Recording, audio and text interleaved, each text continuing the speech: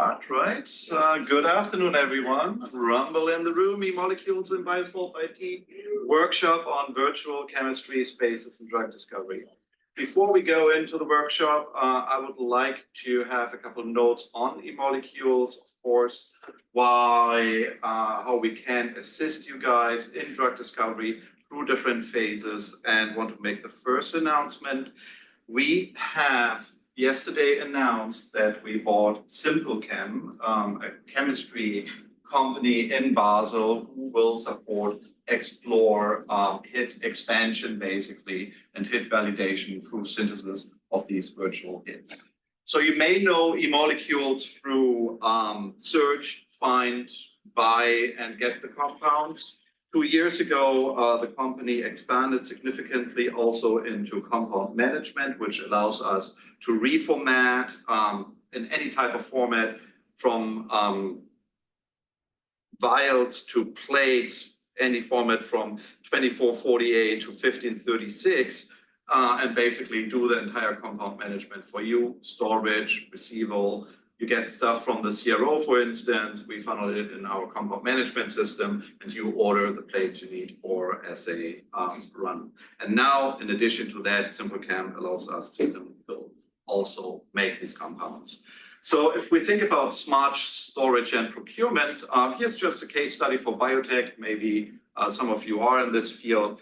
So once you set up the Unity system, which is our API for you to organize your work, you can upload your biotech data, what you have, and also basically the CRO, mainly the compounds which come in, and then you can order any type of format you want. We pack and ship it to you.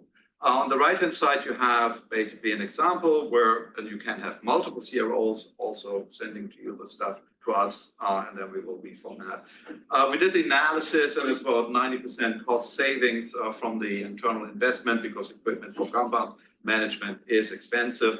And secondly, you don't need to worry about all these different CROs sending you the stuff, reduction of cycle times through consolidation in one space, and then doing informed drug discovery. For colleagues here who work for big pharma, here we have two case studies. One, the building block storage. So the locations, California, Massachusetts, New Jersey, it's not one big company. There are like multiple, so I had to do that to not allow you to deconvolute which company we're talking about. However, this example is about 82 unique building blocks, 1,000 building blocks they had in 233,000 bottles. So in each site, plus probably a couple of fridges where they have the same chemical lying around. So we did the consolidation for them and make it searchable through Unity. So whenever they have the scaffold they want to enumerate, they get the building blocks, they ask us in which format for the reaction, and then we basically plate them, weigh them out, and send it out. Another example for big pharma is screening collections. When you have about 2.5 million compounds, multiple formats and multiple sites, sounds like a mess. And we thought so too. The pharmaceutical company of interest did think about that as well. Basically, they ask us to standardize their screening collections, so they have one set which they can send out to multiple sites for their projects. In total, they have a cost reduction of 10 to 1 million. That's, I think, a lot of money saved. And normally when we engage with compound management, the 15 FTEs in that compound management group, no, they did not lose their job, but they were available to do more valuable tasks basically for the company. And in that way, they additionally saved money as well. If we talk about high throughput chemistry, for instance, which is all about hit to lead, hit expansion, reduction of cycle times, we can provide you catalytic plates for metal transition catalyzed reactions, where you have different ligands, different sources of metals, and different reaction conditions, basically. So the best case scenario is you get the plate, you run the reaction on your scaffold, you understand, okay, this is the best condition, and then you run the second plate, which is prepared by solutions, for instance, get you over in the pre-A4 format, and then you run the reaction. So basically, it's all about increasing the efficiency while doing that chemistry. Another way of enriching your chemical space, your one for identifying the scaffolds, is of course having screening decks.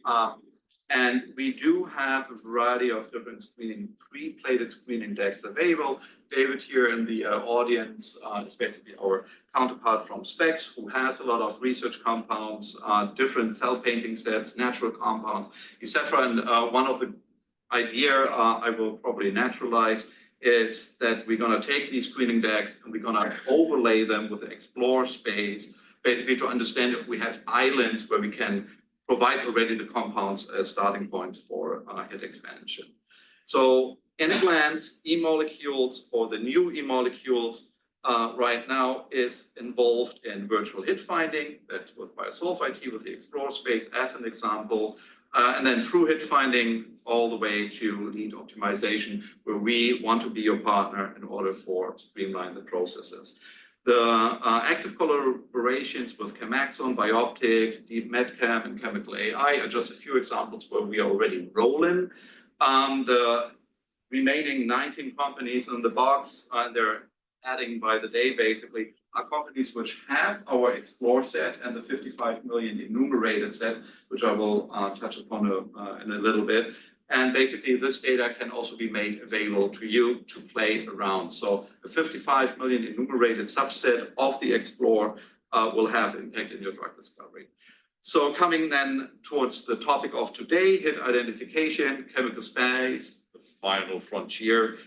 We built together with BioSolveIT a 3.9 trillion. It was in the beginning 7 trillion compounds, but we looked into the chemistry and then dialed down to 3.9, which is still a huge space to look into. So when I joined eMolecules, I asked, okay, so there are hits which will be very expensive because of the exclusivity of the building blocks. And the key question for me was like, can we have something eco-light version of that chemical space where the initial hit is probably below $400 per compound, so that I can basically buy more and get more for my buck? Yes, we can. We basically use the $ as a denominator for building that space, enumerated 55 million. By the end of this month, we're going to have 1 billion compound enumerated. And now an open question for you to think about: if you have the opportunity to build a 10 billion compound space, what would you like to see in there? So that's a true invitation for you to give feedback to us, because we can build it. We have our ideas right now, but we want to make it as customized as possible for the community. So 10 billion compounds out of that space will be enumerated. Let us know what you need to be enumerated, and then we'll do that. On the left-hand side, you see the story, basically the publication of the BioSolveIT eMolecules collaboration. We have compared the space, the eXplore space, with other spaces.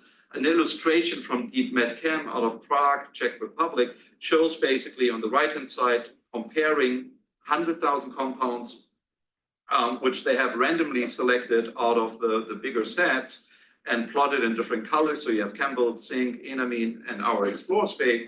And what you can see nicely is that we are complementary to the rest of the chemical spaces available. And in principle, as a scientist, I would always recommend to get samples from all different chemical spaces for your campaign. And maybe you have more luck in the enamine space, for instance, compared to the eXplore. But in principle, the eXplore space has a wide coverage, as you can see on the left-hand side, or in the middle graph, where you see us in red, covering bits and pieces throughout the chemical spaces. So hit identification, 3.9 trillion. You set it up with our Unity. You get your hits, you want to make them, you use our simple medchem. You want to further analyze through BioSolveIT with the Infinity CSAR HPC, I think is a newer one. And that's, for me right now, the point to hand over to Courtney, which will then give you the start into the workshop of BioSolveIT. Enjoy.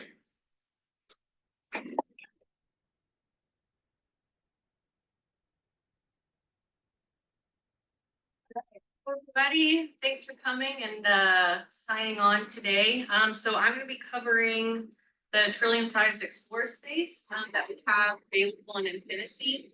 Then we'll get to the hands-on workshop after I'm finished with these slides. So first, I just wanted to show a comparison of the prominent chemical spaces side by side. You can actually see that the scale becomes quite clear here. We can compare Chembl to PubChem, which shows about 100 times difference, with the zinc and real spaces being equivalent at around 77 billion compounds. However, the eXplore space shown on the far right stands out significantly, making it the largest by far. So this proportional difference highlights the vast chemical spaces available through eXplore, giving it a clear advantage, especially whenever you use it with Infinity. And Jan did highlight this, but we did a previous collaboration with eMolecules where we demonstrated that the eXplore space contains 2 million times more content than the Chembl space. So not only does eXplore offer vast chemical diversity, but it also provides tangible and synthetically accessible compounds. And again, as Jan highlighted, there's minimal overlap between eXplore and the other compound spaces. And I'm going to go into a few use cases that we've completed with Infinity in the eXplore space. Fragment-based drug discovery and kinase inhibitor design will be the first one. So in recent years, fragment-based drug discovery, or FBDD, has shown significant advancements, particularly in the ability to gather meaningful data, such as three-dimensional structures and binding modes, thus improving compounds. These developments provide a strong starting point, especially when there is knowledge about the target's binding mode, which can guide the design of more effective and selective compounds. However, while FBDD can reveal potential binding pockets and offer valuable insights, the challenge lies in knowing how to move forward from there. Growing and optimizing fragments into potent drug candidates requires a deep understanding of both the binding site and how to refine these fragments for enhanced efficiency. Shown on this slide here, the number of FDA-approved molecules in fragment-based drug discovery is steadily increasing. A notable trend is the change in decoration patterns, where we see variations at the alpha-1 positions, despite there being no substitutions on the nitrogens of the ring. This shift in decoration highlights the evolving strategies in molecular design, allowing for a greater diversity in functional groups and enhancing the potential for effective therapeutic compounds. And shown here are PDB structures containing motifs that consistently bind in the hinge binding region. Modifications to the northern region of the molecule up at the top expand the binding pocket to engage additional areas. And in certain cases, the molecule extends into the solvent exposed regions as well. These northern modifications are critical for increasing selectivity, while changes in the southern region, down at the bottom, aim to improve adenine properties, resulting in more efficient and selective drug candidates. Similar trends can be observed with the clinical candidates, where effective decoration strategies are becoming a little bit more clear for future compounds. But this does raise an important question. How can we obtain compounds that are both relevant to our therapeutic targets and synthetically accessible?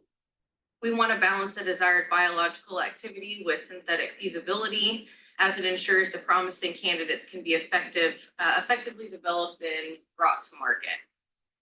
This involves careful consideration of synthetic pathways and the incorporation of readily available building blocks in the eXplore space, allowing us to design these compounds that will be not only effective, but also practical for synthetic production. So at BioSolveIT, we develop software designed to mine relevant chemistry tailored to the specific needs of your projects. In this instance, we aim to investigate compounds that feature decorations in the R position, shown on the picture on the bottom left, focusing on aspects such as favorable binding, potency, and selectivity.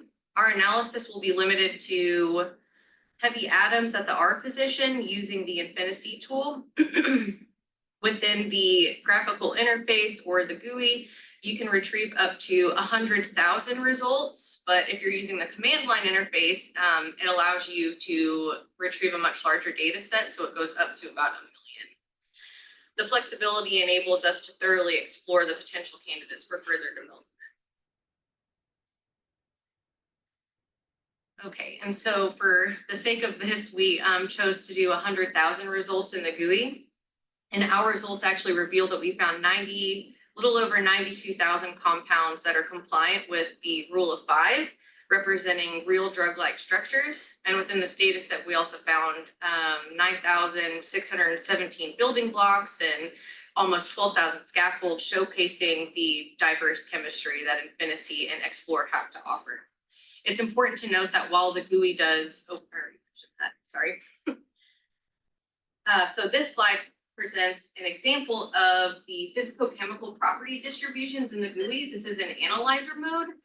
These histograms are generated, can illustrate distributions of certain key properties such as molecular weight, TPSA, log P, and the number of rings. And this is all generally modifiable whenever you get into the analyzer GUI. So you can pick which property you want to generate histograms for.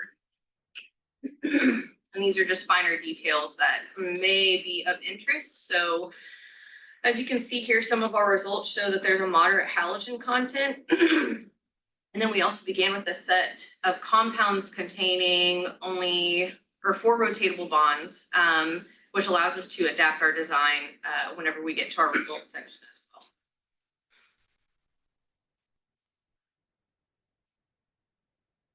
well. Okay. Sorry, can I ask a question? Yes. On the previous, so what was the run, I mean, what space did you search? I missed it. eXplore. Okay. Yeah, this is all with eXplore. We're not doing anything other than Gotcha, eXplore. so that was Yeah. 4 trillion compounds then? It's almost 5. 5 trillion that we have. compounds. 5, like 4.9, so 5 trillion compounds. Has everybody used Infinisy here before? Or I guess who hasn't used it, or I don't know, raise your hand if you haven't used Infinisy. Let's do that. Okay, gotcha. Okay. Yeah, I'll demonstrate how fast it is whenever we get to the. So Gotcha. one question, like, can we have a set pre-filtering set before running the search? There's no, it would be, the way the underlying search technology works, to set a pre-filter would slow down the algorithm. It's much more advantageous to apply post-filtering because that's just the fastest way to do it. I have a couple of slides at the end. We can dive into the algorithm together if you want. Also, we have like about an hour at the end, right? Yeah, the workshop's like 4 to 5, so we can go over. Yeah, we can talk about it one-to-one too. Yeah, the way it works is it's essentially on the fly, and so doing any pre-filtering is really going to, good candidates will escape at that Command point. line. So, Yeah, exactly. did I, covalent warheads? No, I didn't talk about this. Okay, so this is, again, another area of interest within this specific case study. So we, again, ran a search looking for more covalent warheads. Again, this is with the eXplore space. So specifically out of the 100,000 results, we found around 2,500 acrylamides, 3,500 nitriles, and 586 O-aerolators in the data set. Again, this is just kind of showcasing the diversity in Infinisy's or BioSolveIT's approach to drug design using Infinisy from a more complex perspective. Excuse me. So these compounds that come in Infinisy are readily accessible, but it is all in 2D. So these can then be ordered from eMolecules once you have the results. And again, once we get into the GUI, it'll make a little bit more sense. But the next steps can be to tailor your specific focus, whether it involves aligning in 2D or maybe 3-dimensional structures, analyzing even further molecular fingerprints. You can also wrap our command line interface. The command line essentially scripts into like machine learning models with our software as well. So in this, we've also conducted docking studies to investigate how these compounds would interact with the target sites whenever we compare to the published PDB structures. Our compounds actually exhibit improved affinity and more favorable interactions with the binding pocket. Again, showing more diverse chemical scaffolds of these compounds would significantly enhance your available chemical toolkit, and their synthesis can be accomplished in just 1 or 2 steps, making them very practical candidates for further development. Okay, and use case 2. So here we're just going to adopt a direct fragment-based approach to identify a pyrimidine motif, containing motif, so that again, our key fragment is a prominent hinge binder, specifically targeting kinases, with the pyrrole moiety being critical for binding with the kinase hinge region. So we're going to focus again on, oh no, the cursor is not there, sorry. The motif on the far left. So the success of this motif in existing therapeutics just shows its potential for future drug discovery initiatives. Okay, so in here we're going to fine tune the search. So relying solely on the hinge binder could actually limit our scope. So there's 1.6 million compounds that contain the key scaffold. In some cases may actually require more fine tuning. So 99.9% of these compounds are compliant with the rule of 5.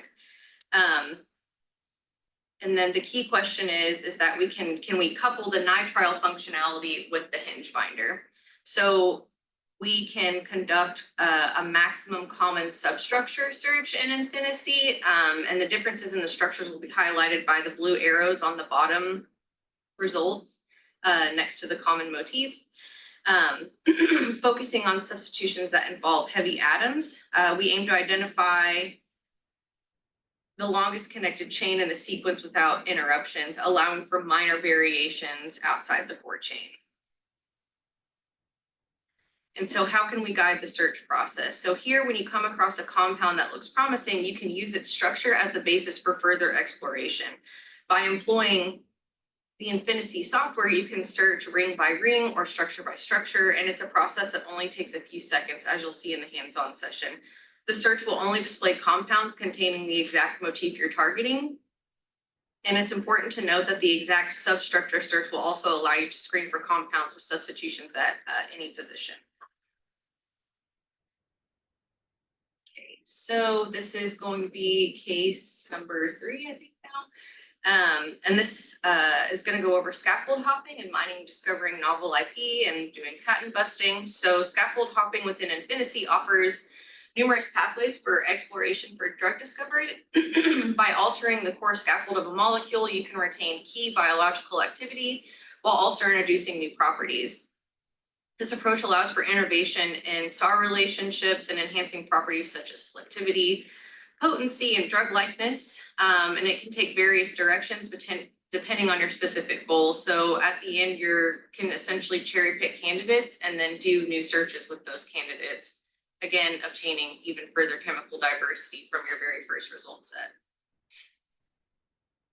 So in this case, we are shifting away from the kinase inhibitors, and we are focusing on a compound known as riociguat. I think it's a compound that was developed by Bayer.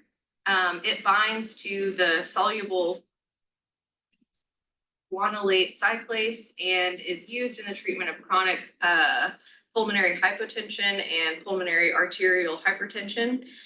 So the key question here is, when is scaffold hopping necessary? Scaffold hopping is essentially what we use whenever we need to discover new scaffolds, of course, and generate new novel leads, and essentially identify molecules that are going to give us similarity to known actives. So we're going to say, give us a new scaffold, but keep the chemical properties similar. And again, you'll gain an advantage using this because it allows you to push for FDA approval, advance your pipeline, and again, find novel IP.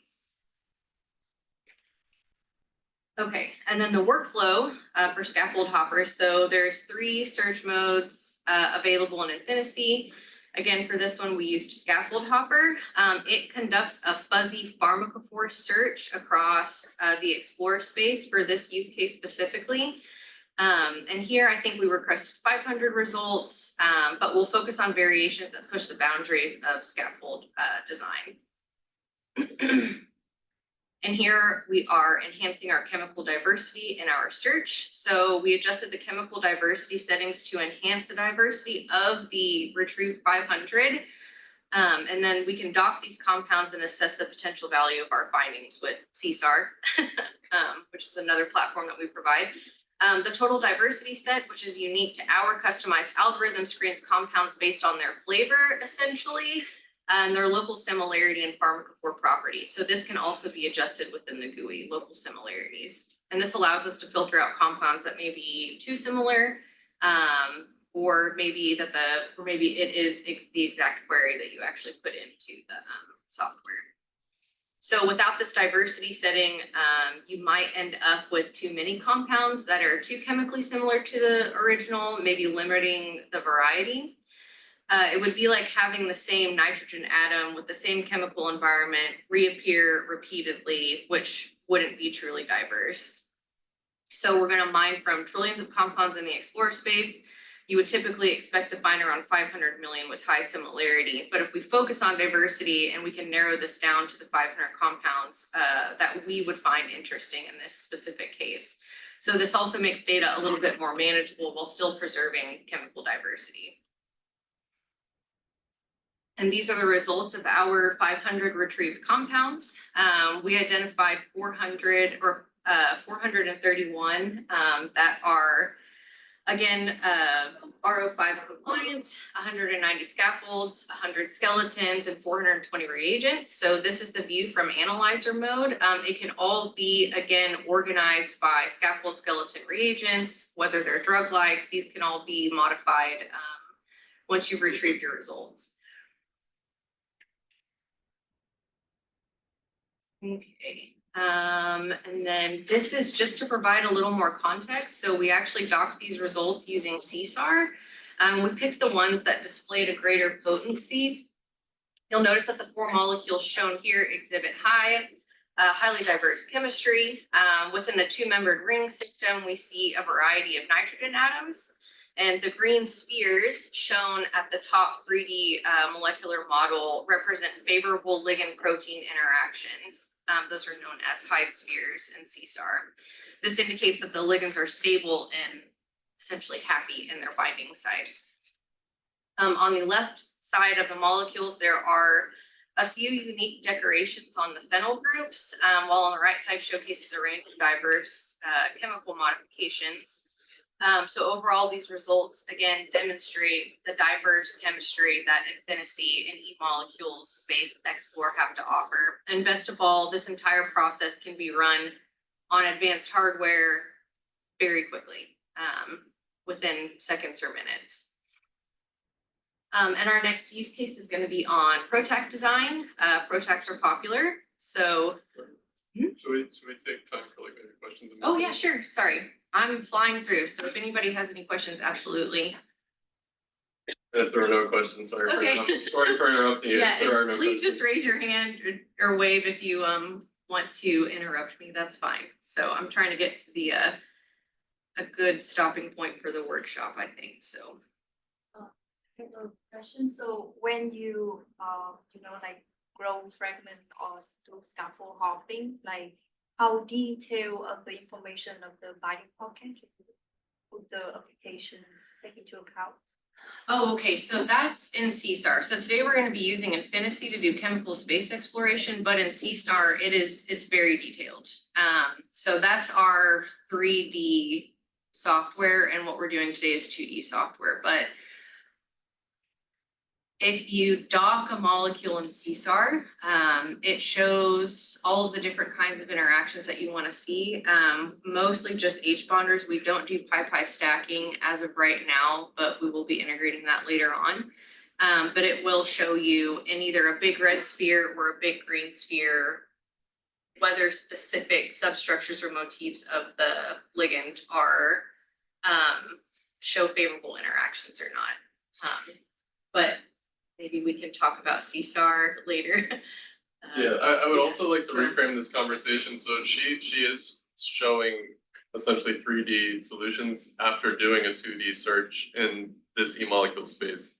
So the beauty of this software, this graphical user interface software, is that in collaboration with eMolecules, we've made a space that's, you said 4 trillion, 5 trillion, let's just say it's in the trillions.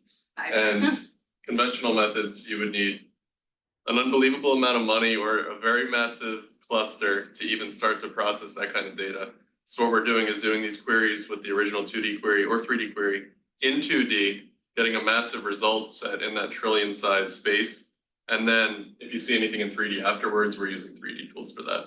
So we're cutting down that massive processing time of conventional methods, you know, doing that binary 1 by 1 by 1 by 1 by 1 string comparison of a conventional enumerated library search. Yeah. You'd mentioned the need to balance synthetic feasibility. Can you discuss how you account for that? Yeah, so all of the spaces, I guess the vendors that we partner with have make on demand. So everything that is done within Infinity in the 2D realm is done on the fly. So our combinatorial spaces are made of building blocks, and then those building blocks are put together while the algorithm is running. And they're all going to be available in the space. So any result that you get in Infinity is synthetically accessible. Based on what the vendor claims. So I guess maybe your question might be better directed at Yan, wherever he is back there. Could you speak on the synthetic feasibility of eMolecules capabilities? Yes, we can. Very simple. These 40 reactions which have been hand selected basically allow each building block to be like put together within 1 to 2 steps. And what we are currently doing is basically to look into simple CAM ability of using these reactions beyond their space for our space. So, and that is as we start basically from next week in Basel available. And it will take us probably 6 weeks to 8 weeks to bring some systems in the US. So we want to ensure that we have kind of like a lab next door situation for our clients, that you just can say, I need these compounds out of eXplore. We will then look into the tier 1, tier 2, which was used to build the set. So a maximum of 10 days to get the building blocks into the lab basically. And then probably it's normally 1 to 2 reactions a week, hopefully to get then the final compound. If you ask for 1,000 compounds right away, it might take longer because we do not have that capacity of the high throughput chemistry platform yet. But for the first couple hits, you would probably prioritize anyway. That would be the timeline. And Jan will be doing the chemistry himself, by the way. He's already committed to going to Delaware to support our. I'm not sure if I signed up for that, but I could basically, and they have a sofa in their facility basically made available for me. It's a sofa bed, so at least I get something. Did you say that it was 2 synthetic steps? Or, Yeah. okay. My computer did, so it Yes, wasn't the in the back, Shan, first you first. How do you calculate chemical diversity? Is it based on fingerprints? I actually don't know, I'm not sure about that. Yeah, it's a good question. I would That's a get very tripped up good too. question. So, when you show the histograms I believe those are just basic admin property or like. Yeah, they're anything. I'll go over it whenever we get to analyzer mode in the hands-on workshop. I'll show whatever properties are available, and then you can generate the histograms according to whatever property goes. That's already built into the software. Okay. Maybe it'll make more sense whenever we're actually in the GUI, yeah. When we are looking at the diversity, is only the fingerprint similarity they post when we use it. It's just Yes. a P point and score, so Yes. maybe it's just the fingerprint based similarity. Yeah, I'll explain that too whenever we get to the hands-on. So there are different chemical similarities that each algorithm uses in order to retrieve compounds. And again, that will be better explained later on. I like these questions though. Okay, yes. You mentioned that the rule of 5, so is that just an example or there is other queries that you can filter? Yeah, there are other ones. The rule of 5 again is just one of the ones that's already built in, so it just makes it easy for us to show drug There are a lot of likeness. outliers of the rule of 5s because. Yes, yeah, and you don't have to, that again is something that you do in analyzer mode. If you don't want to use the rule of 5, you don't have to. So absolutely not, yeah. Because there are definitely targets that will escape that sort of description, chemical, molecular, whatever you want to call it, description in the software. Again, that's something you choose deliberately to do in your results, so.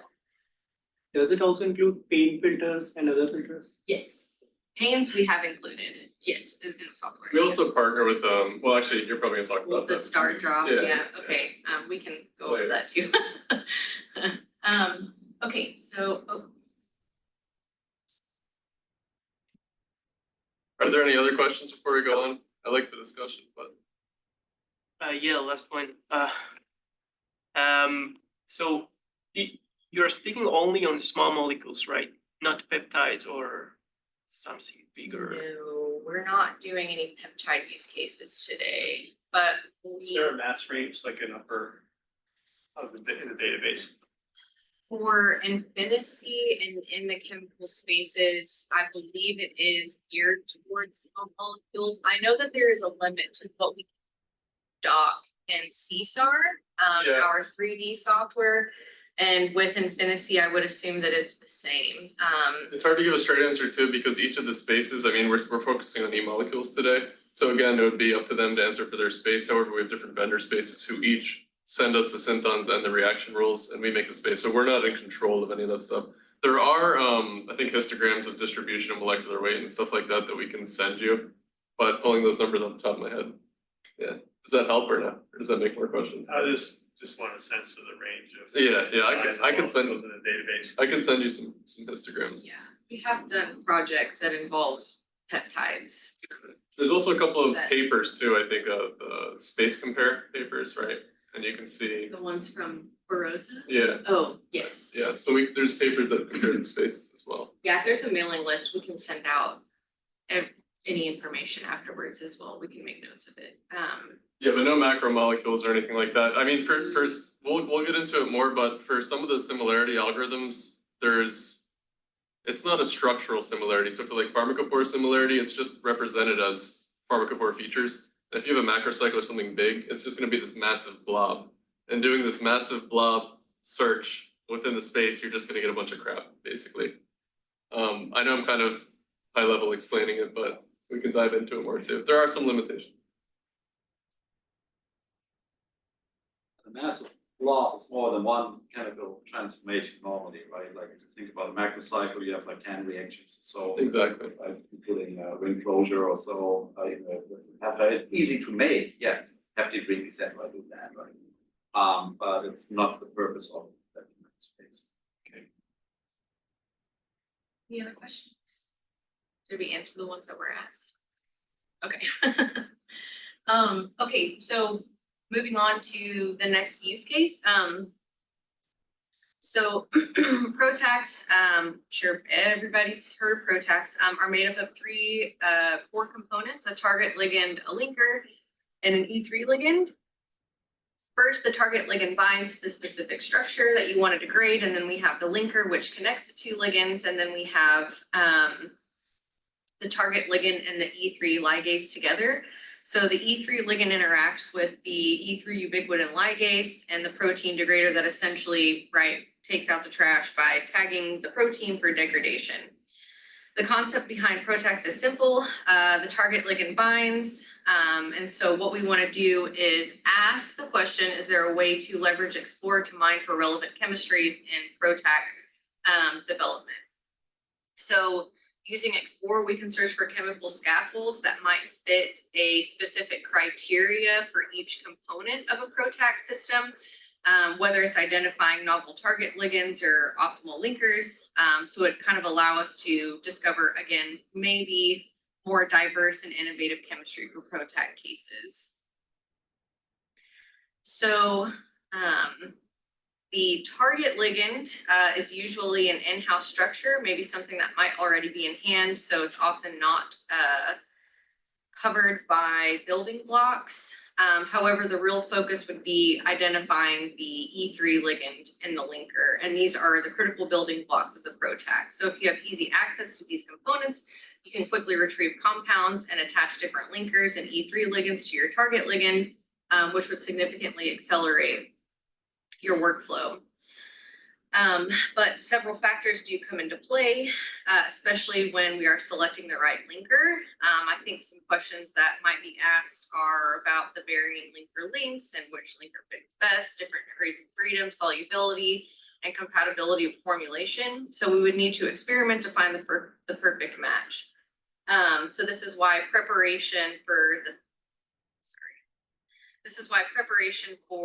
this is crucial. We need new methods and ideas to tackle these challenges to optimize PROTAC development. So the idea behind this use case was to access reasonable building blocks. So we want to have access to reasonable building blocks that can be easily attached to the target ligand. So on the left side, we have the target ligand, but the real question is, what is available that meets the key criteria for ADME properties? The right side showcases a selection of potential linker and E3 ligand combinations that could be of interest. And we want to access these to offer or to show a wide range of functionalities, whether it's amides or aliphatic chains, rigid structures, and mixed properties. So this diversity is actually crucial in looking for PROTACs or in designing PROTACs. Sorry, this is lagging. I just want to make sure we're all on the same slide. Okay, so again, eXplore, we show all of the essential compounds on the right.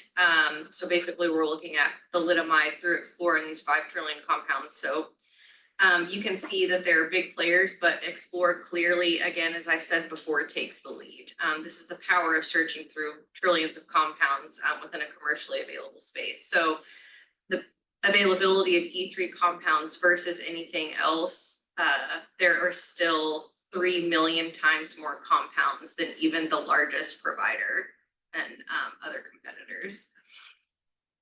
And if there's a specific interest in the PROTAC community, I do have a list of 20,000 different components of cereblon linkered data set basically. So it's very specific for them.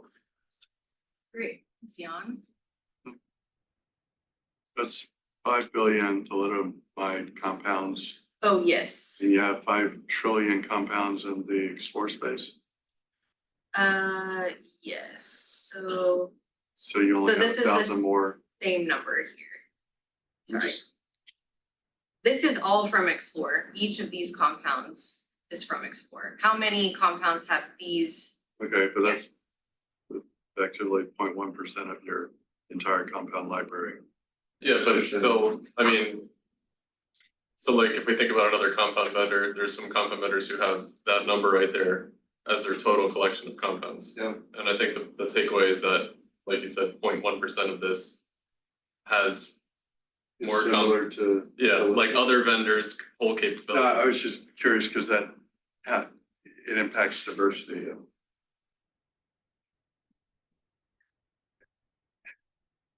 It impacts diversity of, 0.1% of your compounds are similar to, am I understanding that correct? 0.1% of your compounds are similar to thalidomide. Then how many additional structures, how diverse is your collection? The eMolecules collection? Mhm. Oh, okay. So, is this a subset of the overall eXplore space or? No, not? no, no, this is Okay. the entire space. Yeah, yeah, this is just a search of the entire space. And then finding thalidomide containing compounds. Of which there are 5 billion. exactly, Out of how many? 5 trillion. 5 trillion total compounds. Okay. A trillion. I'm confused, what does that mean, the 5 billion compounds in a thalidomide? But of what? How many compounds of what? So 5 billion compounds in the eXplore space are thalidomide containing out of the 5 trillion total So that's synthetically structures accessible. Say that one more time. That structures inside those. There is a structure containing thalidomide 5 billion times within that space. So Yes. And there is a structure A containing little confused. all of those other things with the numbers under those as well. So 1 out of every 1,000 molecules has a thalidomide. Exactly. Inside. Yeah. So that was what I was curious about. Oh, okay, gotcha. How, so then and what is the expected diversity then of your entire space? That would be a question for eMolecules. Okay. Do you have an answer yet or no?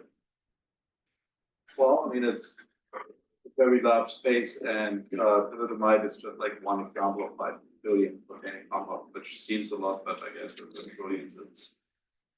I guess is your concern that it's not diverse enough or it's too diverse and that some of these won't be pertinent to Not that your diverse. Okay, So that's my question. okay. I'm struggling to understand how it's not that diverse if that's 0.1%. Well, how many core structures do you have? That's the core scaffolds. So if this is 1 out of 1,000, the other, how many other core scaffolds do you have that are also in the billion, multi-billion? So therefore, how many core scaffolds do you have in the library? Yeah, I mean, we could probably do. I guess to answer that question, we could number one look at the papers that have been published. Number two, you could do a query with multiple different queries, and then you could do some type of R group scaffolding. Or you could do some type of scaffold or An R group replacement Yeah, or an R group Scaffold search. decomposition and then count the number Yeah, of scaffold that you have. exactly. Okay. Yeah, I mean, I'm not prepared with that data from the top of my head. I guess I would just challenge, I mean, I understand the point that you're getting at. It might be not so diverse. But Or it No, I could mean, be that's very a- diverse. or it that's a could great be many extremely- thalidomide Extremely things. diverse. Exactly. That's the 0.1, but you have Exactly. 99 could be very diverse. exactly, Yeah, well, that was kind of my question. understand.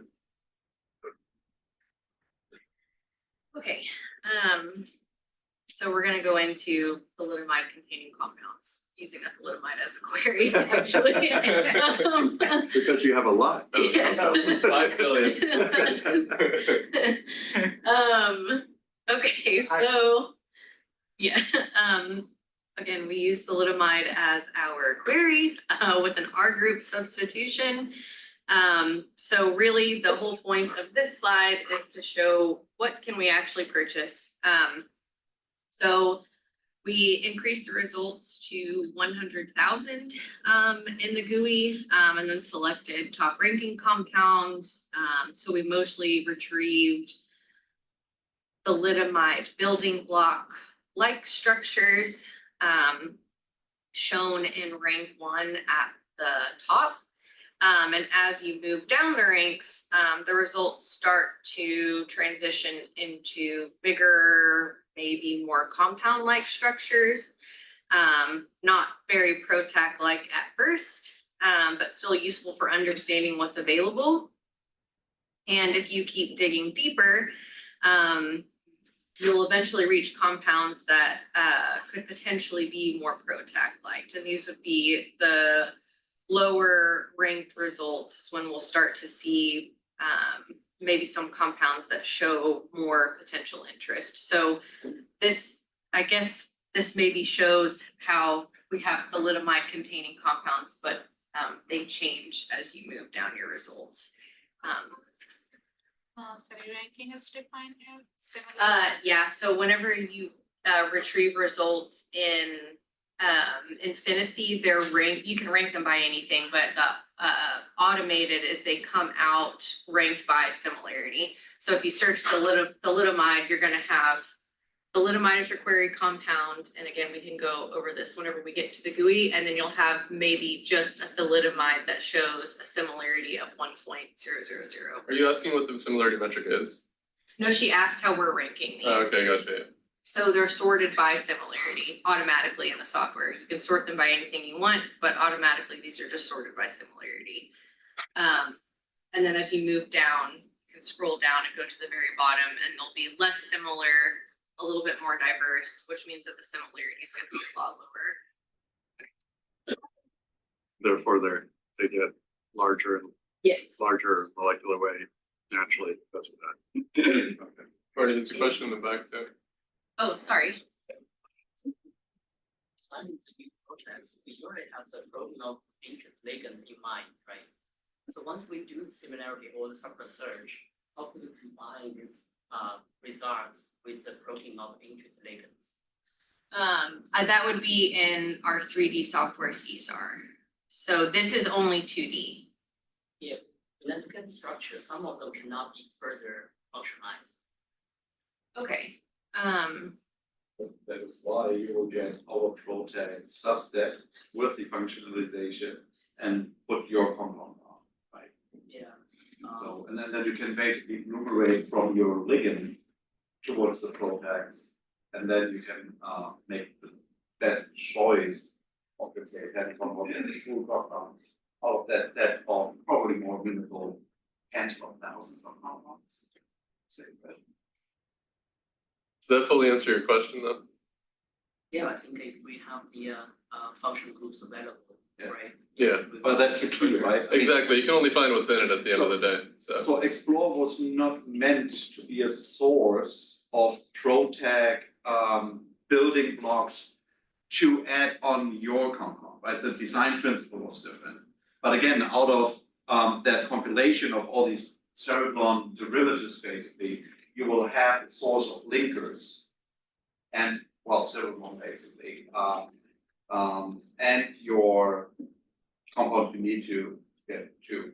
Another PROTAC question normally comes up, linkerology, right?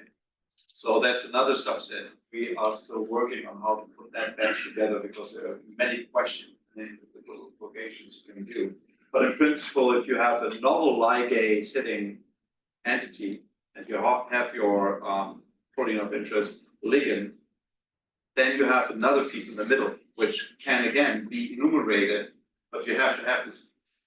And this piece of different linker sizes and complexity of rigidity, etc. We are still thinking how to put it together as a big subset matrix. Actually, I think this could be very interesting for molecule glue as well, right? Yes. That's specifically for the PROTAC, some molecule can be acting as a molecule glue. yeah, that's a really good point. And I just want to say that in these use cases, we were just trying to find popular use cases that maybe, again, it's up to your imagination. Whatever you put in, you're going to get whatever that plus chemical diversity out. So this specific PROTAC case, like Jan said, you said it was a cereblon focused library. So that's going to be much more helpful than maybe just, throwing thalidomide in, right? So there's different use cases here, but this one we just wanted to show that it is possible. But yes, molecular glues is a really good point for these as well. So let me just interrupt again. There's somebody raising their hand in the audience. My computer died mid presentation, so now I'm not the administrator anymore or the host. So I'm not sure if there's a way to unmute that person and let them speak, but I can't do it from my computer anymore. And also, while you're figuring that out, just to piggyback on what Courtney's saying, we're showing popular use cases for the technology being the ability to browse trillions of compounds on your laptop with no internet connection. That's what we're trying to show here. Hopefully, with a magnitude faster search algorithm like this, you can think of all the use cases possible that you could use in your research. That's what we're trying to showcase here. And at the hour mark, I think we're gonna just play around with these programs on your computers, and you guys can put whatever you want in there and see what comes out. And hopefully, you'll realize you're not even connected to the internet doing these queries, and you get results back in 15 seconds with 4 or 5 trillion compounds. It's just next level. And is the similarities calculated against each other, or there are some reference set of molecules? The reference molecule is the query ligand or query compound. And so does it calculate the maximum similarity or the? So there's different similarity metrics based on what search mode you're in. So we have feature trees, which is a pharmacophore-like similarity metric. The similarity metric is called feature trees. That's the name of the algorithm, and it's also the similarity metric. What a lot of people in this room are probably familiar with is Tanimoto similarity. We have that in space light, which I can't remember the GUI name. What's the GUI name? Analog. Analog Hunter, yes. So we have classical Tanimoto similarity search algorithm in here. Why is this so cool? Because again, this is new technology to browse trillions. It's not classical Tanimoto for enumerated libraries. It's for these space files. The third similarity search metric that we have is space max, which is a maximum common substructure. So essentially, you could do the thalidomide query and rank number one would be something matching that exactly, rank lower would be something more bulky, but still containing that exact query compound. So 3 different similarity metrics: Tanimoto, feature trees, and space, and maximum common substructure. Scaffold hopper, analog hunter, motif matcher. Yeah, we have different names for them in the GUI. Sorry, I've been at the It's company okay. for a while, and We're not before gonna we steal named my the stuff today, algorithms, so, yeah. they used to be called, or before we named them in the GUI, they used to be called that. You got the question by the comment. So if you open up the chat, actually, but I think I can do that, can't I? I just made you a co-host again. On my laptop? Yes. Okay. So the question is, with the query size being up to billions, what is the efficiency like in terms of search speed or sorting by different criteria? So do you want to take a stab at it? You will see, yeah, it's very fast, within seconds or minutes, depending on how many results you're asking for, but even up to 100,000, a few minutes. Yeah, I guess just to piggyback the search speed question, if you're not doing heavy parameters, like you can do local weighting as well in the query, that'll make it slower, but yeah, on the surface, should be under a couple minutes, depending on what big space you're searching in. And that's all, again, on your laptop. You could speed this up on a cluster, an in-house cluster, you could do AWS. I mean, obviously that's gonna speed it up. And sorting by different criteria, it's post-processing, so you don't do a pre-filter criteria. Question. Yeah. Yes. While you have, the most classically chiral molecule up there, thalidomide, how are you handling conformers and? We ignore it completely. chirality? Yeah, no chirality. Yeah, the software doesn't consider Not it. in 2D. So yeah, usually what people do, again, I'm just gonna harp on it more, I know that's probably a problem for some people, yeah. You go in there, you can generate stereochemistry after by putting this up in a 3D program, obviously, and then will it always be correct? I guess 50% chance, right? Well, I guess best case 50% chance. But yeah, people post-process and add that, and it is cumbersome, but that's how it's handled currently. Same thing with protonation states, right? Yes. Yeah.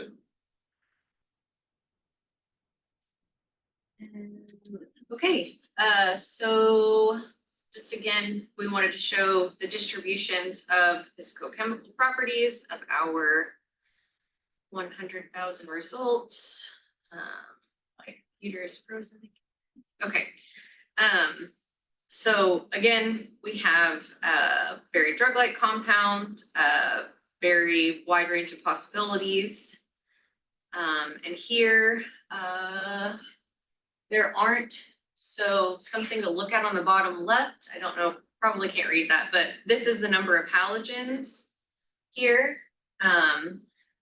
Acceptors, donors, and rotatable bonds. Sorry, I think that's pretty hard to read for everyone. Actually, probably everyone in the room. Okay, so, and here we just wanted to look at essentially another R group replacement position on the same thalidomide compound. So you can explore various attachment points with our R group exploration mode and infinity. So it may allow you to access different functionalities on the same molecule. So we extend one carbon further in another position and we retrieve additional compounds that exhibit similar characteristics, just like we did previously. And again, they range from building block-like structures to compound-like and maybe even PROTAC-like. And this approach essentially provided us with an additional and wider array of compounds to work with, just because we swapped the R group search position. Okay, and here so if we want to pursue specific functionalities, you can essentially decorate the compound to however you want it to look. In this case, we added a nitrogen to the compound and conducted the search. Again, it's still an R group search, but we just added a nitrogen instead of doing the R group specifically off of the aromatic ring there. And again, you're going to yield another large range of relevant and more diverse compounds. So these can essentially serve as a foundation for further compound development and allow us to attach it to a ligand partner. This versatile approach just shows what you can do in infinity and eXplore, kind of helping you see what's available. And again, this can be tailored to your needs. So whatever you put in, you'll get out essentially. So if you want to use a different R group position, or you want to maybe hack off a certain portion of the molecule, you can do that. And we'll do that in the GUI as well later.